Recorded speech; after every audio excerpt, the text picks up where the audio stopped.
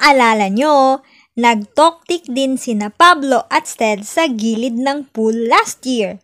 Panahon pa ni Cream Zone yon. Grabe, bilis ng araw. Ngayon, bumalik ulit sila sa gilid ng pool para magtoktik. But this time, para kay Edsa naman. Kaway-kaway sa mga Pabstel bias dyan. Nakita nyo na ba yung 8 packs ni Pablo? Basta, bayad na raw si Pau. Ox na yun. Mga kalokohan talaga nila. Congrats pala ulit sa 1 million followers nyo sa IG mga mahal. Dadami pa yan. Naku, ang saya nilang punuorin dito. Pero nakakatakot din.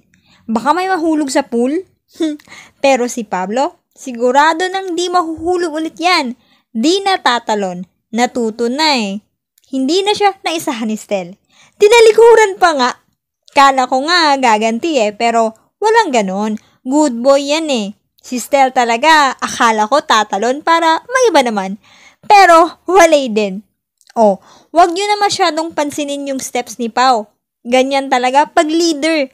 Laging nauuna. Hoy, charot lang. Kasi naman Pau, bakit ganon? Mas alam pa ni Stel ang steps ng Edsa. Solo mo ba to, Stel? Malamang hindi. Room yung solo debut song ni Stel eh. At may sarili din yung choreography. Ang husay at ang sexy nga eh. Apaka-supportive talaga ni Stel kay Pablo. Kaya itong si Pablo, sobrang supportive din kay Stel. LSS talaga ako sa Edsa.